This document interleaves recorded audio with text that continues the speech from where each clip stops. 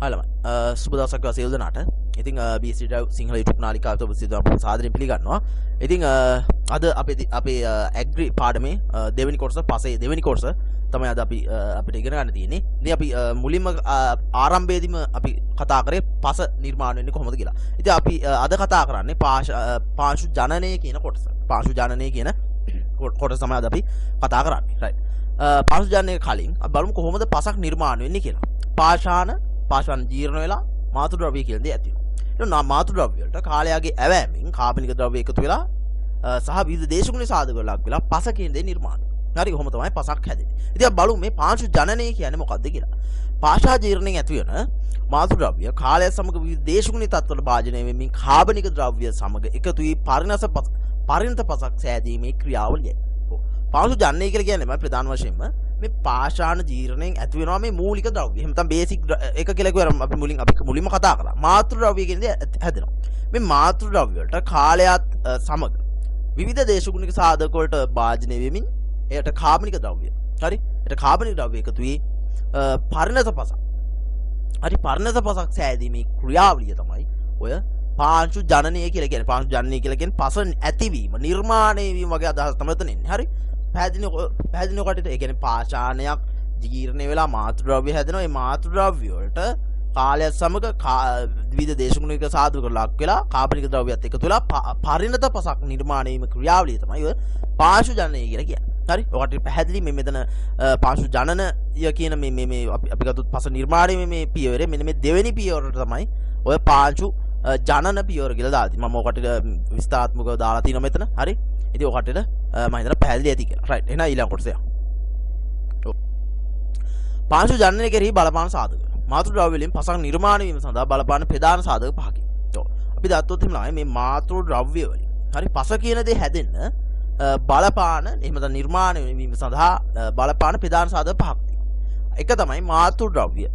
අංක 2 භූෂමතාවයේ කාලය සහ දේශගුණය. ඒ වගේම අවසාන සාධකය තමයි ජෛව සාධක එහෙම නැත්නම් ජීවීන්. හරි මේ සාධක වලින් වැඩිපුරම පස සෑදීමට බලපාන්නේ දේශගුණික සාධක සහ ජෛව සාධක. හරි ඉතින් ඒ නිසා මෙම සාධක සක්‍රීය සාධක කියලා කියනවා. ඒ කියන්නේ මෙතනින් මේ මාතෘ ද්‍රව්‍ය වලින් පස නිර්මාණය වීමේ පියවර මූලික පියවර 5යි. ඒ පහෙනොත් වැඩිපුරම පසක් නිර්මාණය වීම සඳහා දායක වෙන්නේ දේශගුණය සහ ජෛව සාධක කියන්නේ. එතකොට අන්නේ සාධක දෙකට අපිට වැඩිපුරම පස නිර්මාණය වීම සඳහා දායක වීම හේතුවෙන් ඒ සාධක දෙකට අපි කියනවා සක්‍රීය සාධක කියලා. හරි බොහොම සරලව සක්‍රීය සාධක කියලා කියනවා. අනිකුත් සාධක සක්‍රීය නොවන සාධක කියලා කියන්නේ. හරි එතකොට මෙතනදී පසක් නිර්මාණය වීම සඳහා ඔකට දැනගන්න ඕන පසක් නිර්මාණය වීම සඳහා ප්‍රධාන සාධක පහක් බලපානවා. මාතෘ ද්‍රව්‍ය, භූමිෂ්ඨතාව, කාලය, දේශගුණය, ජෛව සාධක. එතකොට එතනින් දේශගුණය සහ ජෛව සාධක කියලා කියන්නේ සක්‍රීය සාධක. ඒ කියන්නේ වැඩිපුරම බලපාන්නේ දේශගුණය සහ ජෛව සාධක. පස නිර්මාණය වීම කෙරෙහි. අනිකුත් සාධක කාලය, භූමිෂ්ඨතාව, මාතෘ ද්‍රව්‍ය කියන අනිකුත් සාධක තුන සක්‍රීය නොවන සාධක විදිය තමයි ප්‍රධාන වශයෙන්ම අපි සලකන්නේ. හරි එහෙනම් මම හිතනවා ඔය කටට ඒ ටික පැහැදිලි ඇති. ඊළඟ කොටස යමු. රයිට් පාංශු ජනනය කෙරෙහි ප්‍රධාන සාධක බලපාන ආකාරය. අර දැන් අපි කතා කරපු සාධක ටික කොහොමද බලපාන්නේ මේ පස නිර්මාණය වීමට සඳහා කොහොමද හිමත පසක් ඇතිවීම සඳහා බලපාන්නේ කොහොමද කියලා අපි කතා කරමු. මාතෘ ද්‍රව්‍ය බලපෑම. විවිධ පාෂාණ වර්ග විවිධ ජීර්ණ ක්‍රම වලට ලක් වීමෙන් එකිනෙකට වෙනස් මාතෘ ද්‍රව්‍ය ඇති වේ. ඇති වූ මාතෘ ද්‍රව්‍ය අනුව පසු අවස්ථාවකදී ජනනය වන පසද වෙනස් වේ. සරල උදාහරණයක් අපි බලමු. උදාහරණ ග්‍රැනයිට් මාතෘ ද්‍රව්‍ය මගින් පසු අවධියක වැලිමය පසක් ඇතිවන අතර ඩොලමයිට් මාතෘ ද්‍රව්‍ය වලින් මැටි පසක් ඇති වෙනවා. ප්‍රධාන වශයෙන්ම මාතෘ ද්‍රව්‍ය බලපෑම ගැන කතා කරොත් එහෙම අර මුල් ද්‍රව්‍ය එහෙම මුල් පාෂාණයේ ගත්තොත් අපි ග්‍රැනයිට් සැලකුවොත් එහෙම කෝට් සහ පෙල්ස්පා කියන දෙක තමයි ග්‍රැනයිට් පාෂාණයේ අන්තර්ගත වෙන්නේ. හරි එතකොට මේ ග්‍රැනයිට් පාෂාණයෙන් ඇතිවන හරි පසක් හරි වැලිමය පසක් වීමේ වැඩි ඉඩකඩක් වැඩි ඉඩකඩක් තියෙනවා. හරි. ඒ කියන්නේ වැලිමය පසක් තමයි ප්‍රධාන වශයෙන්ම ග්‍රැනයිට් වගේ පාෂාණයක් ජීර්ණය වීමෙන් ඇති වෙන පසේදී ඇතිවන්නේ. හරි. ඒ වගේම අපි ගත්තොත් එහෙම ඩොලමයිට්. හරි. ඩොලමයිට් මාතෘ ද්‍රව්‍ය වලින් ප්‍රධාන වශයෙන්ම මැටි වගේ පසක් තමයි. එහෙම නැත්නම් මැටි පසක් තමයි ප්‍රධාන වශයෙන් ඇති වෙන්නේ. හරි. ඒතර මාතෘ ද්‍රව්‍ය බලපෑම කොටට පැහැදිලි. ඒ කියන්නේ තියෙන පාෂාණ අණු එහෙම නැත්නම් අපි මේ කියන්නේ මූලික ඒ සඳහා දායක වෙන පාෂාණ අණුව ඇති වෙන පසත් වෙනස් වෙනවා. හරි ඒක තමයි මාතෘ ද්‍රව්‍ය බලපෑම කියලා කියන්නේ. හරි රයිට්. දෙවෙනි එක කාලයේ බලපෑම. ඔව්. පාංශුජානනය කිරීමේ කාලය බලපෑයි. මාතෘද්‍රව්‍ය ඇතිවීමෙන් පසු ගත වී ඇත්තේ අඩු කාලයක් නම් එබැගින් ජනනය වන්නේ අපරිණිත පසකි. ඔව්. අපි දන්නවා ළමයි දැන් පාංශුජානනය කෙරෙහි ප්‍රධාන වශයෙන් කාලය බලපාන. ඒකෙදි මේ මාතෘද්‍රව්‍ය කියන දේ හරි ඇති වෙලා. දැන් පාෂාණ ජීර්ණ වෙලා ඒකේ මාතෘද්‍රව්‍ය ඇති වෙනවා. ඇතුණාට පස්සේ ඒ ඇති වෙච්ච ඒ මාතෘද්‍රව්‍ය ඇතිවීමෙන් පසු ගත වෙච්ච කාලය අඩු කාලයක් නම් එමගින් හැදෙන පස අපි ගත්තොත් එම අපරිණිත පසක්. ඒ කියන්නේ මේ පස එච්චර භෝගගා සඳහා සුදුසු නැහැ. හරි. ප්‍රධාන වශයෙන් අපි ගත්තොත් එම කාබනික ද්‍රව්‍ය ඒ වගේ දේවල් මේ පසේ නැහැ. අපරිණිත පසක් කියන්නේ ඒකයි. හරි. එතකොට එහෙත් මාතෘද්‍රව්‍ය ඇතිවි දිගු කාලයක් ගත වී ඇතනම් ඊට කාබනික ද්‍රව්‍ය එකතු වේ දේශගුණ සාධකවල දිගු කාලයක් ලක්වීමෙන් භෝග වර්ධනයට වඩා යෝග පරිණත පසක් ජනනය වේ. අපි දන්නවා ළමයි ප්‍රධාන වශයෙන්ම අපි ගත්තොත් එහෙම අපරිණිත පසක් ගැන කතා කරොත් ඒකට වැඩි කාලයක් යනවා කාබනික ද්‍රව්‍ය ඇති වෙන. නමුත් කාබනික ද්‍රව්‍ය එකතු වෙලා පරිණත පසක් වෙන්න. හරි? හොඳ පසක් වෙන. නමුත් පරිණත පසක් කියලා කියන්නේ ප්‍රධාන වශයෙන්ම කාලයාගේ ඇවෑමෙන්. දැන් අපි ගත්තොත් පාෂාණේ මාතෘද්‍රව්‍යයෙන් එහෙම නැත්නම් පාෂාණේ මාතෘද්‍රව්‍ය ඇති වෙලා හරි? එහෙම නැත්නම් මාතෘද්‍රව්‍ය ඇති වෙලා හරි? ඒකට කාබනික ද්‍රව්‍ය එකතු වෙලා කාබනික ද්‍රව්‍ය විවිධ දේශගුණ සාධක වලට ලක්වීම සඳහා විශාල කාලයක් යනවා. හරි? එහෙම විශාල කාලයක් යන්නේ නැත්නම් හරි? ඒ කියන්නේ විශාල කාලයක් ගියේ නැත්නම් ඒ වගේ පසක් අපි කියනවා අපරිණත පසක් කියලා. එහෙම ලොකු කාලයක් යන්න තමයි කාබනික ද්‍රව්‍ය එකතු වෙලා ඒක පරිණත පසක් බවට පත් වෙන්නේ. එතකොට ඔකට පැහැදිලි වෙන්න ඕන කාලයේ බලපෑම කොහොමද කියලා. හරි? එතකොට වැඩි කාලයක් යනවා යෝග්‍ය පසක් ඇතිවීම සඳහා. හරි? එතකොට කාලයේ බලපෑම පිළිබඳවත් ඔකට පැහැදිලි ඇති. එහෙනම් අපි ඊළඟ කොටසේ භූ විෂමතාවයේ බලපෑම. ඔව් ප්‍රධාන වශයෙන් බලමු මේ තුන්වෙනි සාධකය තමයි පාංශුජානනයේ භූ විෂමතාවයේ බලපෑම. භූ විෂමතාවයේ ප්‍රධාන ආකාර තුනකි. එනම් අංක 1 උච්චත්වය. උච්චත්වය කියලා කියන්නේ මුහුදු මට්ටමේ සිට උස. හරි? දෙවෙනි එක තමයි භූමියේ බෑවුම. හරි? තුන්වෙනි භූ විෂමතාවය තමයි භූ විෂමතාවයේ බලපෑම තමයි හිරුට මුහුණ පෑ ඇති දිශාව. හරි? මෙම් භූ විෂමතා ලක්ෂණ පාංශුජානනයේ විවිධ බලපෑම් සිදු කරයි. අපි බලමු අංක 1 මේ උච්චත්වය කොහොමද මේ එහෙම තමයි උච්චත්වය කියන්නේ මුහුදු මට්ටමේ සිට උස ඇති උස කොහොමද බලපාන්නේ මේ පාංශුජානනයේ කෙරෙහි කියලා. රයිට්. අංක 1 උච්චත්වය. රයිට්. මුහුදු මට්ටමේ සිට ඉහළට යන විට උෂ්ණත්වය අඩු වෙනවා. ඔකට දන්නවද? දැන් මුහුදු මට්ටමේ සිට ඉහළට යන්න මොකද වෙන්නේ? උෂ්ණත්වය අඩු වෙනවා. දැන් උදාහරණ වශයෙන් ගත්තොත් නුවර එළිය පැත්තට යන්න මොකද වෙන්නේ? උෂ්ණත්වය අඩු සීතලක් වෙනවා. හරි? හරි ඒ කියන්නේ උෂ්ණත්වය වැඩි. හරි? උෂ්ණත්වය අඩු වෙන විට පාංශුජානනය හා පසේ සිදුවන වෙනත් ප්‍රතික්‍රියාවන් වේගය අඩු වෙනවා. ප්‍රධාන වශයෙන් අපි දන්නවා මේ උෂ්ණත්වයේ බලපෑමට. එහෙම නැත්නම් අපි ගත්තොත් මේ පසේ යම් රසායනික අපි ගත්තොත් මෙහෙම කතා කරමු. පසට කාබනික ද්‍රව්‍ය එකතු වීම සඳහා. හරි? පසේ සින්න ශුද්ධ ජීවීන්ගේ ක්‍රියාකාරීත්වය ප්‍රධාන වශයෙන් වැදගත් වෙනවා. එතකොට මේ ශුද්ධ ජීවීන්ගේ ක්‍රියාකාරීත්වය අඩාල වීම උෂ්ණත්වය අඩු වෙලා ඒ පසට හිතකර ඒ පසේ වියෝජන කටයුත්ත කරන ශුද්ධ ජීවීන්ගේ ක්‍රියාකාරීත්වය අඩු වෙලා හරි ප්‍රධාන වශයෙන්ම ඒ වගේම ඊට එහා ගියපු වෙනත් ප්‍රතික්‍රියා වෙනත් රසායනික ප්‍රතික්‍රියා සඳහා මේ උෂ්ණත්වය කියන දේ බලපන්න. ඒ උෂ්ණත්වය අඩු වීමෙන් මම කියපු ශුද්ධ ජීවීන්ගේ සහ වෙනත් ප්‍රතික්‍රියාවන්ගේ වේගය අඩු වෙලා ප්‍රධාන වශයෙන් පස නිර්මාණය වීම කෙරෙහි අහිතකර විදිහට බලපන්න. හරි? එහෙනම් දැන් පැහැදිලි උච්චත්වය කොහොමද පාංශුජානනයට එහෙම පස නිර්මාණය වීමේ ක්‍රියාවලට බලපාන කියලා. අපි උදාහරණයක් බලමු. උෂ්ණත්වය අඩු නිසා කාබනික ද්‍රව්‍ය වියෝජනයද අඩු වෙනවා. එනම් උච්චත්වය අනුව සෑදෙන පස් වෙනස් වේ. ප්‍රධාන වශයෙන් අපි ගත්තොත් උෂ්ණත්වය අඩු නිසා කාබනික ද්‍රව්‍ය වියෝජනය අඩු වෙනවා. මොකද ශුද්ධ ජීවීන්ගේ ක්‍රියාකාරීත්වය අඩු වීම තමයි මේකේ ප්‍රධානම හේතුව. ඉතින් එනම් උච්චත්වය අනුව සෑදෙන පසත් වෙනස් වෙනවා. දැන් උදාහරණයක් වශයෙන් ගත්තොත් රතු දුඹුරු පස.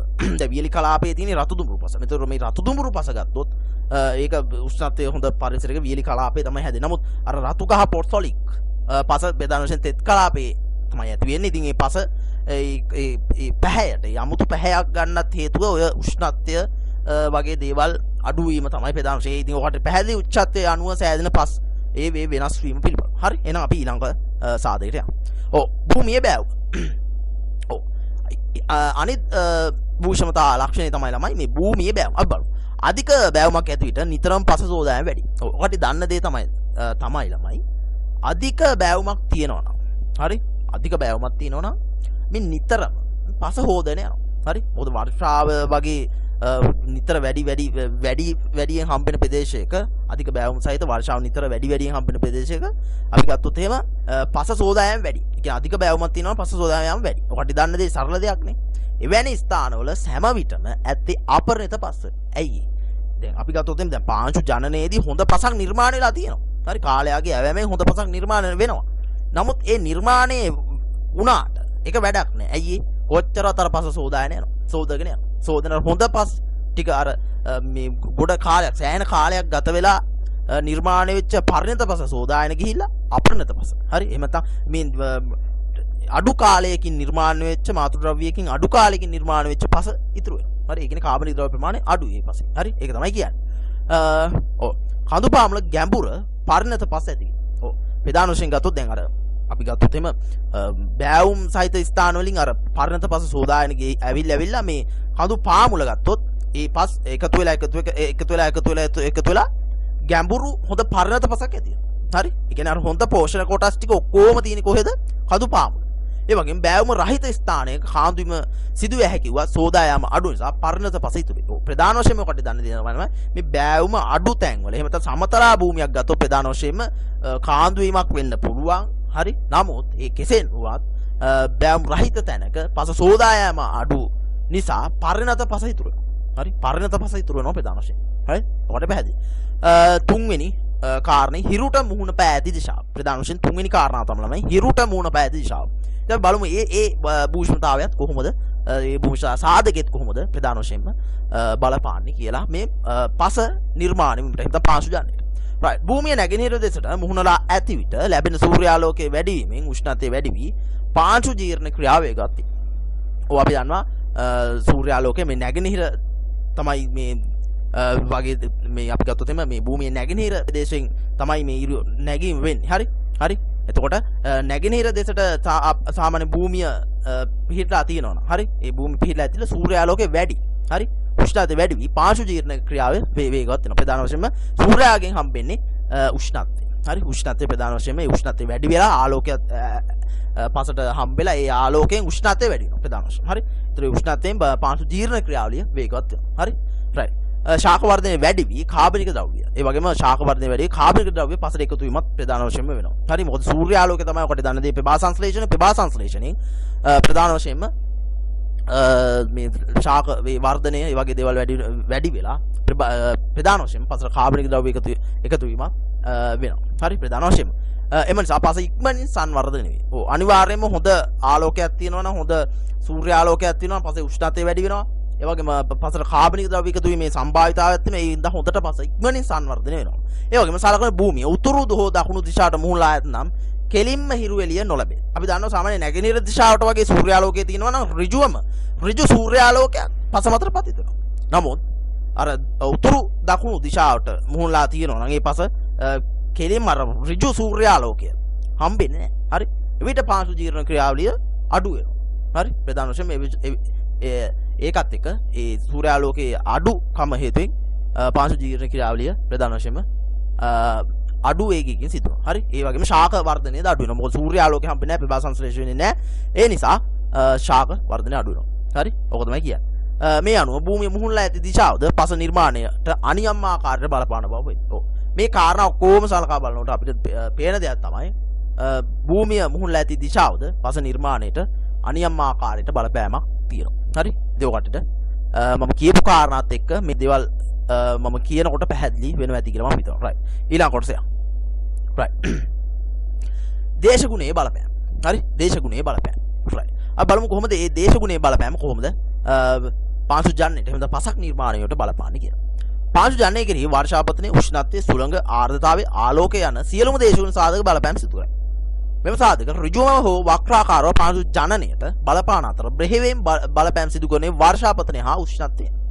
ඔව් අපි දත්තොත් මේ දැන් පාංශු ජනනය කෙරෙහි ප්‍රධාන වශයෙන් වර්ෂාපතනයේ උෂ්ණත්වයේ සුළඟ ආර්ද්‍රතාවයේ ආලෝකය. හරි කියන මේ සියලුම සාධක බලපානවා. හැබැයි ඍජුවම හෝ වක්‍රාකාරව පාංශු ජන මේ කියන සාධක ඍජුවම වෙන්නත් පුළුවන් වක්‍රාකාරයෙන් වෙන්නත් පුළුවන් කෙසේ හෝ බලපානවා. හරි හැබැයි මේ බෙහෙවින්ම පාංශු ජනනය කෙරෙහි බලපාන්නේ වර්ෂාපතනය සහ උෂ්ණත්වය. හරි අපි බලමු මේ සාධක දෙක ප්‍රධාන වශයෙන් කොහොමද පාංශු ජනනය කෙරෙහි බලපාන්නේ කියලා. වර්ෂාපතනය වැඩි විට වායුගෝලීය කාබන් ඩයොක්සයිඩ් වැසි විදුවල දියවීම නිසා කාබනික අම්ලය ඇති වී එය පසට වැටීමෙන් පස ආම්ලික වේ. ප්‍රධාන වශයෙන් අපි දන්න දේ තමයි වර්ෂාපතනය වැඩි වුණාට පස්සේ වැඩි කාලවලදී මේ වායුගෝලයේ තියෙන කාබන් ඩයොක්සයිඩ් මේ වර්ෂාවත් එක්ක දිය වෙලා කාබනික අම්ල ඇති වෙනවා. හරි? කාබනික අම්ල ඇතිලා ඒවා පසට වැටීමෙන් පස ආම්ලික වීමක් වෙනවා. හරි? රයිට්. එතනදී ඔය අපි ගත්තොත් ප්‍රධාන වශයෙන් පස ආම්ලික වුණොත් පසේ ශුද්ධ ජීවී ක්‍රියාකාරීත්වය ප්‍රධාන වශයෙන් අඩපණ වෙන්න පුළුවන්. හරි? යම් යම් ගැටලුකාරී තත්ත්ව ඇති වෙන්න පුළුවන් මේ පාංශු ජීර්ණයට ඒ කාබනික ද්‍රව්‍ය ජීර්ණය කෙරෙහි. හරි? ප්‍රධාන වශයෙන් අපි දන්නවා කාබන් ඩයොක්සයිඩ් කියන්නේ පොඩ්ඩක් ආම්ලික වායුවක්. හරි? ආම්ලික දෙයක් කාබන් ඩයොක්සයිඩ් කියලා කියන්නේ. ඉතින් ඒවා ජලයත් එක්ක මිශ්‍ර වුණොත් කාබනික අම්ල තමයි ප්‍රධාන වශයෙන් තියෙන්නේ. ඉතින් ඒවා පසට වැටීම තුලින් පසේ අර හිතකර ශුද්ධ ජීවීන් එහෙම නැත්නම් පස ආම්ලික වීමෙන් පසේ ඉන්න හිතකර ශුද්ධ ජීවීන් විනාශ වෙන්න පුළුවන්. හරි? ඔක තමයි කියන්නේ. ඊළඟ ඇතැම් විට ඒවා හුණුගල් මත වැටීමේ හුණුගල් දියවීම යාමෙන් පස ශාරීය වේ. ප්‍රධාන වශයෙන් ගත්තොත් එහෙම ළමයි දැන් අපි ගත්තොත් එහෙම මේ ආම්ලික ද්‍රව්‍ය. හරි? අපි ගත්තොත් මේ අම්ල සහිත ජලය. හරි? ඒ කියන්නේ වර්ෂාපතේ වැඩි වෙලා මේ එන ආම්ලික ජලය හුණුගල් මතට වැටුනොත් හරි? මේ ආම්ලික දේවල් හරි? අම්ල සහිත මේ ජලය හුණුගල් මතට වැටුනොත් හුණුගල දිය වෙලා යනවා. මොකද හුණුගල් කියන්නේ ශාරීය දෙයක්. හරි? එතකොට හුණුගල් දියවීමේ යාමෙන් ශාරීය වෙනවා පස. ඉතින් එතනදිත් මේ පසේ තියෙන pH අගේ පසේ තියෙන ආ වූ 6.5 7.5 අතර pH අගය තමයි හිතකර pH අගය කියලා කියන්නේ. මෙන්න මේ හිතකර pH අගේ විනාශ වී යාමෙන් ප්‍රධාන වශයෙන්ම පසේ ශුද්ධ ජීවී ගහණය එහෙම නැත්නම් කාබනික ද්‍රව්‍ය ජීර්ණය කෙරෙහි බලපෑම් ඇති වෙන්න පුළුවන්. හරි? ප්‍රධාන වශයෙන්. ඊළඟට අධික වර්ෂාපතනයේදී ඛාදනය වැඩිවීම පාංශු ජනනයට අඩාල වීමට හේතු වේ. ප්‍රධාන වශයෙන් ගත්තොත් එimhe ළමයි මේ අධික වර්ෂාපතනයේ තියෙනකොට මේ පාංශු ඛාදනය වගේ දේවල් අපි ඉදිරියට කතා කරමු. පාංශු ඛාදනය කියන්නේ මොකක්ද කියලා. හරි වැඩි වෙලා මේ පාංශු ජනනයේ ප්‍රධාන වශයෙන්ම අඩාල වෙනවා. මොකද උදාහරණයක් වශයෙන් ගත්තොත් අපි මීට කලිමුත් කතා කරා. හරි? කලිමුත් කතා කරා. මොකද අධික වර්ෂාපතනයෙන්ද පස්සේ තියෙන සියලුම හිතකර පෝෂක කොටස් සෝදා ගිහිලා අර පස්සේ අර මේ රොඩ්ඩ තමයි ඉතුරු වෙන්නේ. හරි? බොහොම සරලව රොඩු ටික තමයි පස්සේ ඉතුරු වෙන්නේ. අර හොඳ ටික ඕම ගහගෙන යනවා. හරි? එතකොට මේ පස ජනනය වීම සඳහා එහෙම හොඳ පසක් නිර්මාණය වීම සඳහා ඒක යම් ගැටලුකාරී තත්ත්වයක් වෙනවා. පැහැදිලිනේ? රයිට්. ඊළඟ පරිසර උෂ්ණත්වය වැඩි වුණොත් දැන් අපි කතා කරන උණු වර්ෂාපතනයේ බලපෑම කතා කරා. දැන් අපි කතා කරන උෂ්ණත්වයේ බලපෑම. අපි දැන් කතා කරමු පරිසර උෂ්ණත්වය වැඩි විට අනිකුත් පරිසර තත්ත්ව හිත කරනම් ශාකවල ප්‍රභා සංශ්ලේෂණය වැඩි වී ශාක ඝනත්වයේ වැඩි වීමෙන් පසට එකතු වන කාබනික ද්‍රව්‍ය ප්‍රමාණය වැඩි වී පාංශු ජනනය වේගවත් වේ. අපි දන්න දේ තමයි ප්‍රධාන වශයෙන්ම උෂ්ණත්වය. හරි? උෂ්ණත්වය කියන්නේ රසායනික ක්‍රියාවලිය සඳහා දායක වෙනවා. ප්‍රධාන වශයෙන් පරිසර උෂ්ණත්වය යම් යම් රසායනික ක්‍රියාවලිය සඳහා දායක. ඉතින් එහෙම රසායනික ක්‍රියාවලියක් තමයි ප්‍රභා සංශ්ලේෂණය කියන්නේ. ඒතර ප්‍රභා සංශ්ලේෂණය උෂ්ණත්වය වැඩි වුණාම පස්සේ ප්‍රභා සංශ්ලේෂණ බලපාන ජලය තිබීම එතනින් වෙනත් වෙනස් සාධක. හරි? ප්‍රභා සංශ්ලේෂණයට බලපාන අපි දන්නවනේ. ප්‍රභා සංශ්ලේෂණය කිව්වම ශාක විසින් ආහාර නිෂ්පාදනය කිරීමේ ක්‍රියාවලිය. ඉතින් ඒ සඳහා බලපාන අනිකුත් සාධක හිත කරා නම් ප්‍රධාන වශයෙන් ජලය වගේ දේවල් ප්‍රධාන වශයෙන් ඔය කාබන් ඩයොක්සයිඩ් ඒ වගේ දේවල් තියෙනවා නම් හරි? අය කියන්නේ අනිකුත් සාධක හිත කරයි කියන්නේ ඒ වගේ සාධක තියෙනවා නම් උෂ්ණත්වයත් හොඳට තියෙනවා නම් ශාකවල ඝනත්වය වැඩිලා පසට එකතු වෙන කාබනික ද්‍රව්‍ය ප්‍රමාණය වැඩි වෙනවා. හරි? එතකොට පසට එකතු වෙන කාබනික ද්‍රව්‍ය ප්‍රමාණය වැඩි කියලා කියන්නේ පාංශු ජනනය වේගවත් වෙනවා. අපි අවසාන ටික අපි ඊළඟ කොටස යමු. එසේම උෂ්ණත්වය වැඩි විට පරිසරයේ සිදුවන ප්‍රතික්‍රියා ශීඝ්‍රතාවය වැඩි වීමෙන් පාෂාණ ජීර්ණයේ වේගවත් වීම පසින් ජලයේ වාෂ්පීකරණය වැඩි වීම වැනි තත්ත්ව ශුද්ධ ජීව ක්‍රියාකාරීත්වය වැඩි වීම පාංශු ජනනයට බලපාන. ප්‍රධාන වශයෙන් අපි ගත්තොත් එහෙම ළමයි මේ පසේ අපි ගත්තොත් මේ උෂ්ණත්වය වැඩි කියලා කියන්නේ ප්‍රතික්‍රියා ශීඝ්‍රතාවය වැඩි. ඒ කියන්නේ ඒක කාලයක් තුලින් සිදුවෙන්න පුළුවන් ප්‍රතික්‍රියා ප්‍රමාණය වැඩි. ඉතින් මේ ප්‍රතික්‍රියා ශීඝ්‍රතාවය වැඩි වීම තුලින් මේ පාෂාණ ජීර්ණය වේගවත් වෙනවා. හරි? පාෂාණ ජීර්ණය කියන්නේ රසායනික ක්‍රියාවලියන්නේ. ඉතින් ඒ රසායනික යම් ක්‍රියාවලියක්. හරි? අපි කතා කරානේ ක්‍රියාවලිය. ඒ සඳහා උෂ්ණත්වය බලපාන. ඒක උෂ්ණත්වය වැඩි කියලා කියන්නේ ළමයි ප්‍රධාන වශයෙන්ම පාෂාණ ජීර්ණයට බලපානවා. හරි? ඒ වගේම අපි ගත්තොත් එම පසින් ජලයේ වාෂ්පීකරණය වැඩි වෙලා වැනි තත්ත්ව ශුද්ධ ජීවී ක්‍රියාකාරීත්වය වැඩි වෙලා පාංශු ජනනයටත් ප්‍රධාන වශයෙන් බලපානවා. හරි? ඒක තමයි ප්‍රධාන වශයෙන්ම අපි අද උෂ්ණත්වයේ බලපෑම. හරි? ප්‍රධාන වශයෙන්. එහෙනම් අපි ඊළඟ කොටසට යමු. ඔව්. අවසන් සාධකය තමයි ළමයි ජීවීන්. එහෙම නැත්නම් ජෛව ගෝලීය බලපෑම. අපි බලමු. ශාක හා සත්ත්ව ජීවීන් ජීවත් වන ප්‍රදේශය ජෛව ගෝලය. හරි? ශාක හා සත්ත්ව ජීවීන් ජීවත් වන ප්‍රදේශය ජෛව ගෝලය. ඔව් අපි දන්නවා සාමාන්‍යයෙන් මේ පෘථිවියේ ශාක සහ සත්ත්ව කියන මේ කාණ්ඩ දෙක කොටස් දෙකම ජීවත් වන ප්‍රදේශයට තමයි ඔය ජෛව ගෝලය කියලා කියන්නේ. හරි? ජෛව ගෝලයේ අණුව ජීවීන්ගේ ගහණය වැඩි නම් පසට එකතු වෙන කාබනික ද්‍රව්‍ය ප්‍රමාණය වැඩි වී පාංශු ජනය වේගත් තියෙනවා. ප්‍රධාන වශයෙන් අපි දන්නේ දේ තමයි ළමයි ජෛව ගෝලයට අනුව මේ ජීවීන්ගේ ගහණය වැඩි නම් පසට එකතු වන කාබනික ද්‍රව්‍ය ප්‍රමාණය ප්‍රධාන වශයෙන්ම වැඩි වෙනවා. මොකද ඔවුන්ගේ ක්‍රියාකාරකම් හේතුවෙන්. හරි. ප්‍රධාන වශයෙන්. එසේම පස මතු පිට සහ පස තුල ජීවත් වෙන සතුන් සංඛ්‍යාව වැඩි විට පස මිශ්‍ර වී යාමෙන් පාංශු ජනය වේගවත් වෙනවා. අපි ගත්තොත් තමයි ඔය පසේ ජීවත් වෙන ගැඩවිලන්, කූඹුවන්, වේයන් මේ වගේ ජීවීන් හින්දා ප්‍රධාන වශයෙන් පස මිශ්‍ර වීමක් වෙනවා. හරි. ඒ වගේම අනිකුත් ජීවීන් හින්දා ඔවුන් කරන විවිධ ක්‍රියාකාරකම් ප්‍රධාන වශයෙන්ම ඔවුන්ගේ මලපා ඒ වගේ ද්‍රව්‍යයන් පසට එකතු වීම නිසා පසට කාබනික ද්‍රව්‍ය ඒ වගේ දේවල් එකතු වෙනවා. හරි. ඔවුන් මිය යාම හේතුවෙන් පසට යම් එම සතුන්ගේ පෝෂක කොටස් පසට එකතු වීමෙන් පසට කාබනික ද්‍රව්‍ය එකතුලා පසේ ජීවීන් වැඩි වීම හේතුවෙන් අපි ගත්තොත් එහෙම පස ජනනය වේගවත් වීම සඳහා බලපාන ප්‍රධාන වශයෙන් ওই ටික තමයි පාංශු ජනනය සඳහා බලපාන සාධක. හරි. එහෙනම් අපි ඊළඟ කොටසට යමු. right. පාංශු පැතිකඩ. ඕන දැන් අපි පාංශු ජනනය කියන එක ගැන කතා කරා. කොහොමද පස නිර්මාණය වීම පිළිබඳ අපි කතා කරා. හරි. දැන් තියෙන්නේ පාංශු පැතිකඩ ගැන අධ්‍යයනය කරන්න. පාංශු ජනනයේ ප්‍රතිඵලයක් ලෙස පාංශු පැතිකඩ නිර්මාණය වෙනවා. අපි දන්නවා පසක් නිර්මාණය වීමේ ක්‍රියාවලිය. දැන් පාංශු ජනනය එහෙම නැත්නම් ජෙනරේට් වෙනවා කියන එක නේ. පස උත්පාදනය වෙනවා කියන එක තමයි පාංශු ජනනය කියන්නේ. එතනදී පාංශු ජනනයේ එහෙම නැත්නම් පසක් නැවත නිර්මාණය වීම ප්‍රතිඵලයක් විදිහට තමයි පාංශු පැතිකඩක් කියන එක හැදෙන්නේ. හරි. අපි බලමු පාංශු පැතිකඩක් කියන්නේ මොකක්ද කියලා. පාංශු පැතිකඩ යනු පසේ මතු පිට සිට මාතෘ පාෂාණ දක්වා පසේ විවිධ ස්තරවල පිහිටීම පැහැදිලිව දැක්වෙන ලෙස සකස් කළ පසේ සිරස්කඩයි. පාංශු පැතිකඩක් කියලා කියන්නේ බොහොම සරලව කිව්වොත් පස මතු පිට සිට. හරි. පසේ මාතෘ පාෂාණයේ දක්වා වෙන පසේ විවිධ ස්තරවල පිහිටීම අපිට ගත්ත පැහැදිලිව දැක්වෙන හරි ලෙස සකස් කළ පසේ සිරස්කඩක්. හරි. ගත්තොත් පසේ ආරම්භයේ සිට හරි පස නිර්මාණය දක්වාම දිවෙන පසේ අපි ගත්තොත් පසේ සිරස්කඩ. හරි. කොට පැහැදිලි. ඒ කියන්නේ මාතෘ පාෂාණයේ සිටම පසක් නිර්මාණය වෙන තැන සිට පසේ නිර්මාණය වෙලා පසක් හැදෙන තැන දක්වා. හරි. දිවෙන සිරස්කඩ. හරි. ඔකට පැහැදිලිනේ. දැන් මම කියන එක හොඳට තේරුම් ගන්න. හරි. ඒ කියන්නේ පසක් නිර්මාණය වෙන තැන ඉඳලා ඒ කියන්නේ මාතෘ පාෂාණයේ සිටම අවසානයේ පසක් හැදෙන තැන දක්වා. ඒ කියන්නේ පස දක්වාම තිබෙන අපි ගත්තොත් එහෙම මේ විවිධ ස්තරවල පිහිටීම පැහැදිලිව දැක්වෙන සිරස්කඩ. හරි. පසේ සිරස්කඩ සරලව පසේ සිරස්කඩ. හරි. අපි ගත්තොත් දැන් මෙහෙම පසක් තියෙනවා. ඒක උදැල්ලකින් හාරන්නකෝ. හරි. උදැල්ලකින් හොඳට පහළට හාරන්නකෝ. හාරන යන්නේ. ඒතකොට පහළට තියෙන්නේ පසේ සිරස්කඩ. හරි. ඒතකොට ඒක තමයි පාංශු පැතිකඩක් කියලා කියන්නේ. හරි. ඉතින් ඕක පාංශු පැතිකඩක් කියන දේ නිර්මාණය වෙන්නේ ප්‍රධාන වශයෙන්ම පාංශු ජනනයේ ප්‍රතිඵලයක් විදියට. අපි එහෙනම් ඊළඟ කොටස යමු. භෝග වර්ධන යෝග ගති ලක්ෂණ ඇති පර්ණත පසක් නිර්මාණය වීමට වසර ලක්ෂයක් පමණ කාලයක් ගත වේ. ඔව්. සාමාන්‍යයෙන් ඉතින් හොඳ පසක් නිර්මාණයට අපි මීට කලිමුත් කතා ලක්ෂයක වගේ අවුරුදු දහස් ගාණක් යනවා. හරි. ඒක අපිට හරියටම කියන්න බෑ. ඉතින් සාමාන්‍ය කියන්නේ මෙතනදී කියන්නේ ලක්ෂයක් පමණ කාලයක් ගත වේ කියලා කියනවා. හරි.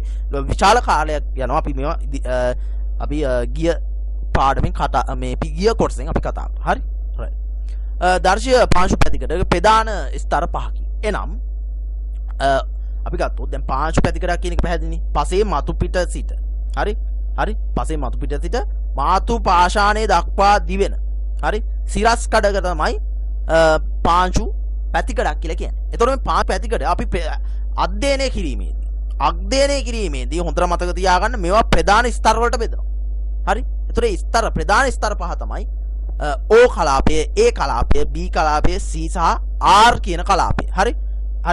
ඕක පිළිවෙලින් මම ඔකට පැහැදිලි කරලා දෙන්නම් ඉදිරි රූප සටහන වලින්. එතකොට O කියන කලාපය ගත්තොත් ඊට උප ස්තර තියෙනවා O1, O1, O2 කියලා. හරි. A කලාපය ගත්තොත් A1, A2, A3 කියලා නැවතත් කලාප වලට බෙදෙනවා. උප කලාප වලට බෙදෙනවා. B කලාපය ගත්තොත් B1, B2, B3 කියලා බෙදෙනවා.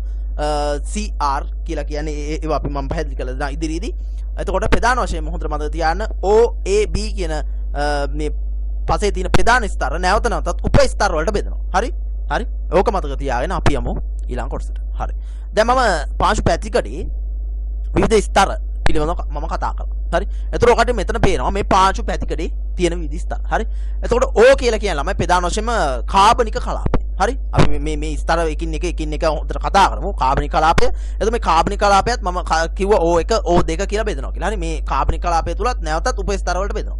විශෝධන කලාපයත් A1 A2 A3 කියලා නැවතත් බෙදනවා. එතකොට සංචායක කලාපේ B1 B2 B3 කියලා බෙදනවා. එතකොට මේ තියෙන ළමයි මාතෘ ද්‍රව්‍ය හරි මේ තියෙන මාතෘ පාෂාණ. ඒ කියන්නේ R කියලා කියන්නේ මේ පාෂාණේ මේ පාෂාණේ ජීර්ණ වෙලා හැදෙන ද්‍රව්‍ය තමයි මාතෘ ද්‍රව්‍ය කියලා කියන්නේ. මේ මාතෘ ද්‍රව්‍ය වලින් තමයි කාලයාගේ ඇවෑමෙන් කාලයත් සමග විවිධ දේශගුණික සාධකවලට ලක් වෙලා විවිධ කාබනික ද්‍රව්‍ය වගේ දේවල් එකතු වෙලා BaO එහෙම නැත්නම් OAB කියන මේ පසක් නිර්මාණය වෙන්නේ. ඉතින් මේ පසක් නිර්මාණය මේ ක්‍රියාවලිය මෙතනදිත් බොහොම සරලව ඔබට තේරුම් ගන්න පුළුවන් පාංශු පැතිකඩක් හරහා. හරි.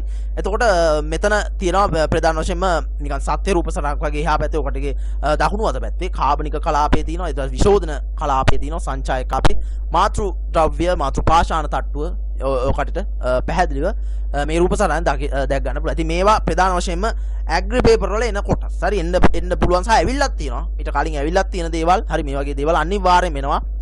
හොඳ අවධානයෙන් මේවා දැනගන්න ඉගෙන ගන්න. හරි රයිට් O ස්තරය අපි දැන් කතා කරමු අර පාංශු පැතිකඩේ විවිධ ස්තර පිළිවෙලින් අපි කතා කරමු. O ස්තරය. එහෙම තමයි මේකට අපි කියනවා කාබනික ස්තරය කියලා. පාංශු පැතිකඩක ඉහළින්ම ඇත්තේ O ස්තරය.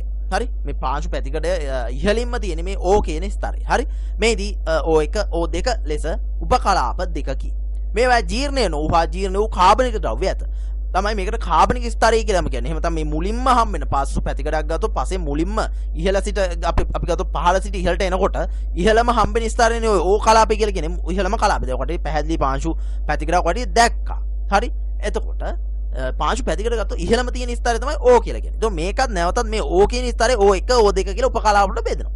එතකොට මේ කලාපේ ප්‍රධාන වශයෙන්ම ජීර්ණ නොවුවා ජීර්ණ වූ කාබනික ද්‍රව්‍ය තියෙනවා. හරි ඒකින්ද තමයි මේකට කාබනික ස්තරය කියලා කියන්නේ. හරි ඉතින් මේ ස්තරය ගත්තොත් ළමයි සෝදායෑමේ ටත් නිතරම ලක් වෙන කලාපයක් තමයි. හරි ඒක පොඩක් ඔළුවේ තියාගන්න. හරි මේ කලාපේ නිතරම පසක් ගත්තොත් මේ O කියන ස්තරය නිතරම සෝදායෑමට ලක් වෙන්න පුළුවන්. ඒ ස්තරය එහෙම තමයි විශෝධන කලාපය කියලා කියනවා. O ස්තරයට පහලින් A ස්තරය පිහිටා ඇත. හරි ඒ කියන්නේ O ස්තරයට පහලින් A ස්තරය පිහිටා තියෙනවා. මෙහි ප්‍රධාන වශයෙන්ම A1 A2 A3 ලෙස උප ස්තර තුනක් පිහිටා තියෙනවා. හරි පසේ ශාක පෝෂක වැඩිපුර පවතින්නේ A ස්තරයේ. හරි ප්‍රධාන වශයෙන් ගත්තොත් මේ අපි කතා කරමු මේ පසේ තියෙන ශාක පෝෂක වැඩිපුරම තියෙන්නේ මෙන්න මේ A කියන ස්තරය. මේ විශෝධන කලාපයේ තමයි තියෙන්නේ. හේතුව කාබනික ද්‍රව්‍ය ජීර්ණයෙන් පෝෂක එකතු වීමයි. ඔව් නිතරම ඒ කියන්නේ නිතරම කාබනික ද්‍රව්‍ය ජීර්ණ වෙලා පෝෂක එකතු වීමක් මෙතන වෙනවා. ඒ කියන්නේ අර උඩම පසේ තියෙන උඩම ස්තරනේ ළමයි. කියන්නේ O ස්තරයට පහලින් තියෙන්නේ. හරි මේක විශෝධන කලාපය කියලා කියනවා. බලමු විශෝධන කලාපය කියන්නේ ඇයි කියලා. ජලය පස තුල වැස්සීමේදී පසේ පවතින මැටි අංශු හියුමස් ශාක පෝෂක khනිජ ලවණ එම ජලයේ ද්‍රව්‍ය වී පස අභ්‍යන්තරයට වැසීම ආරම්භ වන්නේ ඒ කලාපේ. මේ නිසා ඒ කලාපේ විශෝධන කලාපය ලෙස හැඳින්වෙනවා. ඔව්. දැන් අපි ගත්තොත් එහෙම O කලාපයට පහලින් තියෙන කලාපය තමයි ඒ කලාපය. ඒ කලාපේ විශෝධන කලාපය කියලා කියන ළමයි පැහැදිලිම කිව්වොත් එහෙම මේකේ ශාක පෝෂක වැඩි. ශාක පෝෂක විදිහට ගත්තොත් හියුමස් අපි ගත්තොත් එහෙම ප්‍රධාන වශයෙන්ම මැටි අංශු khනිජ ලවණ ඒ වගේ මැටි හරි ඒ වගේ විවිධාකාර පෝෂණ කොටස් පෝෂක නොවන කොටස් හරි ශාක වර්ධනයේට එහෙම නැත්නම් පසක් නිර්මාණයට දායක වෙන විවිධ ඒ අවශ්‍යම කොටස් මේ O කියන A කියන ස්තරයේ තියෙනවා. හරි එතකොට මේ මෙතනදී තමයි මෙන්න මේ A කියන ස්තරයේ තමයි ප්‍රධාන වශයෙන්ම ජලය පසුට වැසිලා ඒ පසේ පවතින මැටි අංශු හියුමස් ශාක පෝෂක khනිජ ලවණ ඒ වගේ දේවල් ජලයේ දිය වෙලා පසින් හරි පස තුලින් අභ්‍යන්තරයට වැසීම එහෙම නැත්නම් ගමන් කිරීම සිදුවන්නේ. හරි ගමන් කිරීම ආරම්භ වන්නේ මෙන්න මේ A කියන ස්තරය. ඒ කියන්නේ පසේ තියෙන පෝෂක කොටස් පස තුලින් මේ පාංශු අපි ගත්තොත් එම ජලය පසට හම්බෙන ජලයත් එක්ක දිය වෙලා පහළට වැසීම ආරම්භ වන ස්තරය තමයි A කලාපය කියන්නේ. හරි ඉතින් මේ නිසා මේකට අපි විශෝධන කලාපය කියනවා. හරි පැහැදිලිනේ ඒක පැහැදිලිනේ වෙයි එක වෙන්නේ කියලා. එහෙනම් මම හිතනවා ඒක ටික පැහැදිලි වෙන්නේ නැති කියලා. හරි ඊළඟ කොටසේ B ස්තරය සංචායක කලාපය. හරි B ස්තරයට අපි කියනවා සංචායක කලාපය කියලා. A ස්තරයට අපි කියනවා විශෝධන කලාපය කියලා. මේකට කියනවා සංචායක කලාපය කියලා. A ස්තරයේ පහලින් B ස්තරයේ පිහිටා ඇත. හරි ප්‍රධාන වශයෙන්ම කොට දැනගන්න ඕනේ A ස්තරයේ පහලින් තමයි B ස්තරයේ තියෙන්නේ. හරි අර අපි මුලින්ම කතා කරපු OA BC R හරි එහෙම තමයි යන්නේ මේ ස්තර. හරි ප්‍රධාන වශයෙන් පිළිවෙලට මේ යන්නේ. A ස්තරයේ පහලින් B ස්තරයේ පිහිටා ඇත. මෙහි B1 B2 B3 ලෙස උප ස්තර තුනකි. හරි ප්‍රධාන වශයෙන් B1 B2 B3 ලෙස උප ස්තර 3ක් තියෙනවා. හරි ඒ ස්තරයෙන් විශෝධනයේ වර්ෂණයට ලක්වන මැටි හියුමස් ශාක පෝෂක ලවණ ආදිය තැන්පත් වන්නේ මෙම B කලාපයේ බැවින් B සංචායක කලාපය ලෙස හැඳින්වෙනවා. ඔව් මේකට සංචායක කලාපය කියලා කියන්නේ ළමයි අර B ඔකට හොඳට මතක තියාගන්න A ස්තරයට පහළින් ඉතින් ඒතකොට A ස්තරයෙන් හොදගෙන පෝෂක කොටස් ඇවිල්ලා තැන්පත් වෙන්නේ ළමයි මෙන්න මේ B ස්තරේ. ඉතින් ඒකින් තමයි මේක සංචායක කියන්නේ රැඳෙන වගේ අදහසක්. කියන්නේ තැන්පත් වෙන වගේ අදහසක්. කියන්නේ A ස්තරයේ තියෙන සිරුම් පෝෂක කොටස් B ස්තරයේ තමයි රැඳෙන්නේ. ඒකින් තමයි මේකට කියන සංචායක කලාපය. හරි බොහොම සරලව. විශෝධනයට ලක්වන ද්‍රව්‍ය දිගින් දිගටම B කලාපයේ තැන්පත් වන බැවින් B කලාපයේ අපාරගම්‍ය දැඩි ඝන පාංශු ස්තරයක් බවට පත් වේ. ඕ. දැන් අර A කියන ස්තරයේ පෝෂක කොටස් දිගින් දිගටම මේ B කියන ස්තරයේ තැන්පත් වෙලා මේ ස්තරය ඝන වෙලා තවත් ඒ ස්තරය තුලින් ජලය පහළට ගමන් කරන්න බැරි අපාරගම්‍ය. හරි එහෙම නැත්නම් දැඩි පාංශු ස්තරයක් බවට පත් වෙලා තියෙනවා මෙන්න මේ සංචායක කලාපය. එහෙම නැත්නම් B කියන ස්තරය. හරි. ඔකට දැන් පැහැදිලි වෙන්නේ. අපි ඊළඟ කොටස යමු. C ස්තරය. මාතෘ ද්‍රව්‍ය. B ස්තරයට පහළින් C ස්තරය පිහිට ඇත. හරි පාෂාණ ජීර්ණය ඇතිවන මාතෘ ද්‍රව්‍ය C කලාපය ඇත. ප්‍රධාන වශයෙන් ළමයි ගත්තොත් අපි පාෂාණ ජීර්ණ වෙලා ඇති වෙන අර මූලික දේ මාතෘ ද්‍රව්‍ය C කලාපේ පිහිටා තියෙනවා. හරි. ඕක තමයි C කලාපය ගැන දැනගන්න ඕන දේ. R කලාපය එහෙම තමයි මාතෘ පාෂාණේ. හරි. අපි ගත්තොත් එම පහළට යන පාංශු පැතිකඩේ ආරම්භයේ සිට මුල සිටම පහළට ගමන් කිරීමේදී අවසාන ස්තරය R ස්තරය. මේකට මාතෘ පාෂාණි කියලා කියනවා. පාංශු පැතිකඩ පහළින් ඇත්තේ R කලාපය. හොඳට මතක තියාගන්න මේවා නම් කරගන්න පුළුවන් වෙන මේවා විස්තර කිරීම මේ වගේ පැහැදිලි කරන්න පුළුවන් වෙන්න ඕන. හරි. පාංශු පැතිකඩ පහළින් ඇත්තේ R කලාපය. R කලාපයේ මාතෘ පාෂාණය ප්‍රධාන වශයෙන්ම තියෙන්නේ. හරි. එතකොට මේ මාතෘ පාෂාණේ ජීර්ණ වීමෙන් තමයි මාතෘ ද්‍රව්‍ය ඇතුළේ ඒ තුලින් තමයි පස නිර්මාණය වෙන්නේ. හරි. හරි. එතකොට ABC එහෙම නැත්නම් OABC කියන ප්‍රධාන OAB කියන ප්‍රධාන ස්තර තුන තමයි ඔය පස කියන දේ ඇති වෙන්නේ. හරි. හැදෙන්නේ. හරි. එතකොට R වලින් මාතෘ පාෂාණ දින මාතෘ පාෂාණ ජීවල තමයි මාතෘ ද්‍රව්‍ය ඇති වෙන්නේ. මාතෘ ද්‍රව්‍යයෙන් තමයි අනිකුත් OAB කියන ප්‍රධාන ස්තර තුන ඇති වෙන්නේ. හරි. එහෙනම් පසක් නිර්මාණය වීම පිළිබඳව කට්ටියට මෙතනෙමුත් පාංශු පැතිකඩ පිළිබඳ යම් අධ්‍යයනයක් මම හොඳ අධ්‍යයනයක් හම්බෙන්නේ නැති කියලා. හරි. එහෙනම් ඕම තමයි පාංශු පැතිකඩේ ප්‍රධාන ස්තර පහ අපිට විස්තර කරන්න තියෙනවා. අපි එහෙනම් ඊළඟ කොටසට යමු.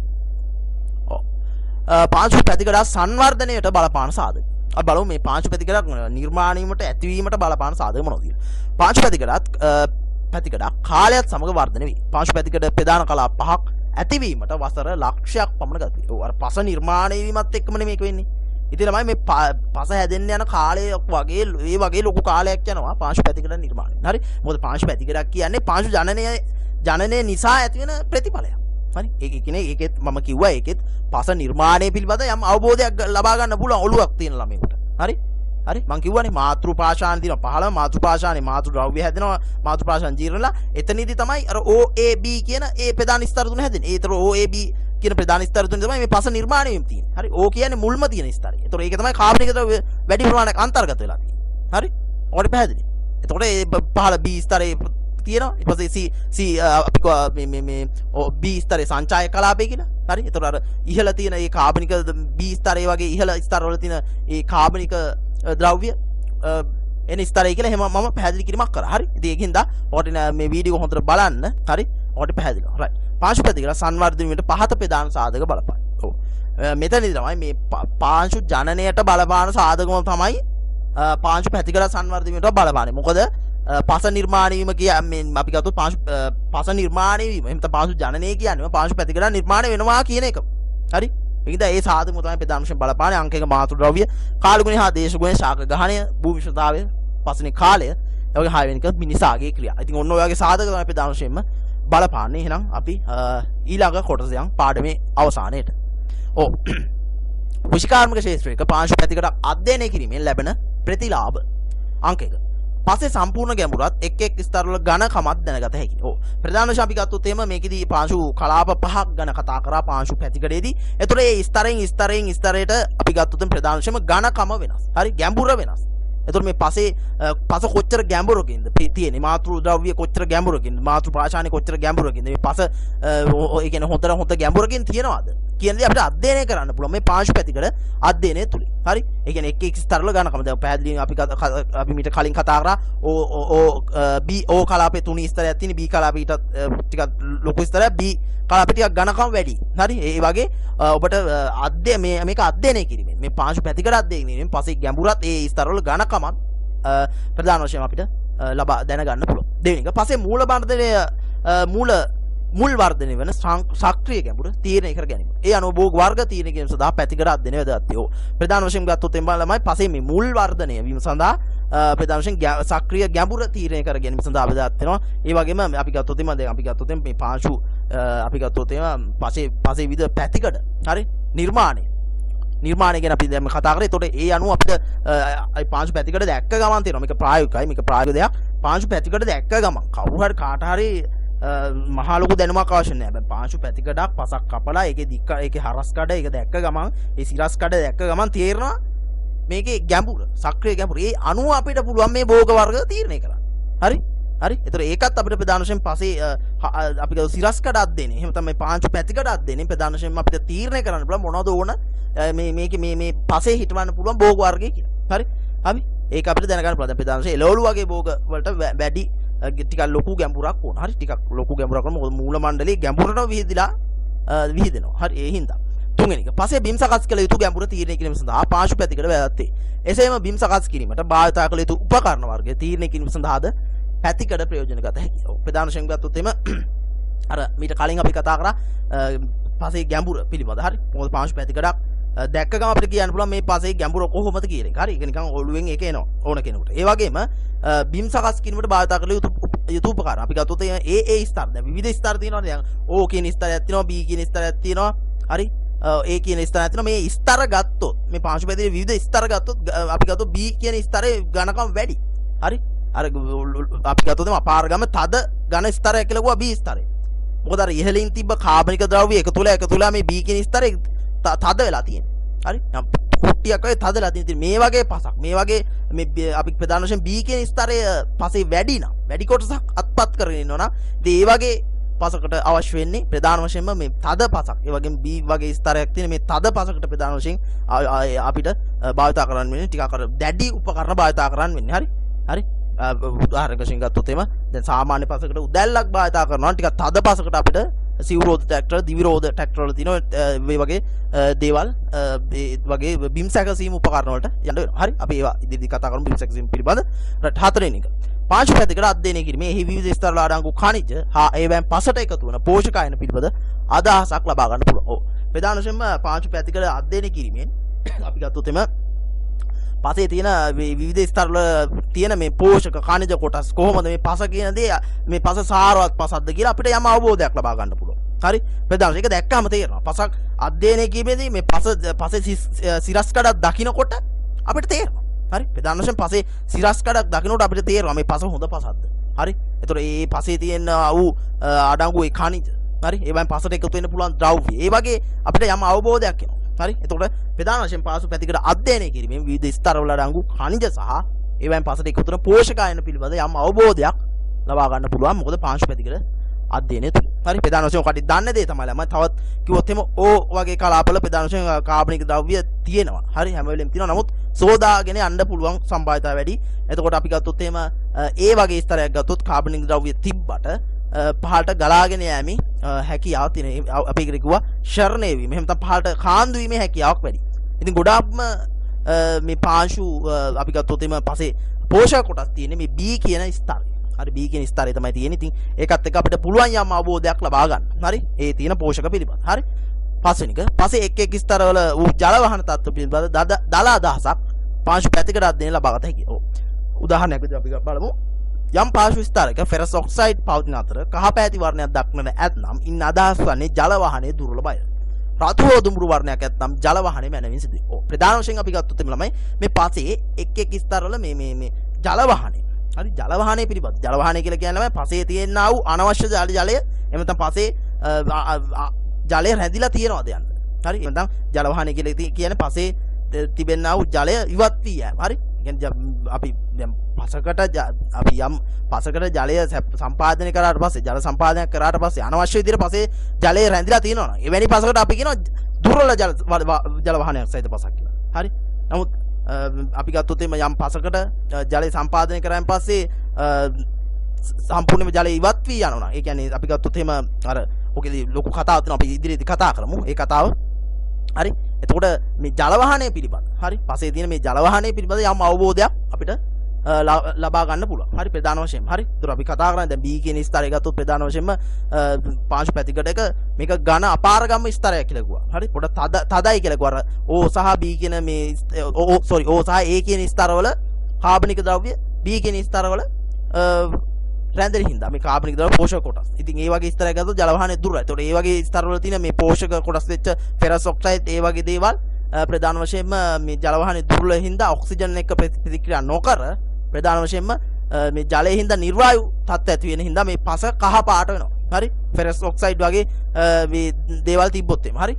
ඒ වගේම හොඳ පසක් නම් හොඳ ජල වාහනයක් තියෙන පසක් නම් රතු හෝ දුඹුරු වර්ණයක් තියෙන පාටක් පැහැයක් තමයි ගන්න. හරි. එතකොට ජල වාහනේ මැනවින් සිදු වෙනවා කියලා අපිට රතු හෝ දුඹුරු වර්ණයක් තියෙන ජල මේ පසකින් අපිට තීරණය කරන්න පුළුවන්. ඒකත් අපිට පාංශු පැතිකඩ දැක්ක ගමන් තේරෙනවා. හරි. පාංශු පසේ සිරස්කඩ දැකපු ගමන් තේරෙනවා. හරි. ඉතින් ඒක මහ ලොකු දෙයක් නෙවෙයි. දැකපු ගමන් අපිට තේරෙනවා කොහොමද මේ පස ජල වාහනේ මැනවින් සිදු වෙනවද කියලා ඒක තේරෙන දෙයක්. හරි. ඉතින් ඕවා තමයි කුෂිකර්ම ශාස්ත්‍රයක මේ පාංශු පැතිකඩක් අධ්‍යයනය කිරීමෙන් ලැබෙන ප්‍රධාන වාසි. එහෙම තමයි ප්‍රතිලාභ. හරි.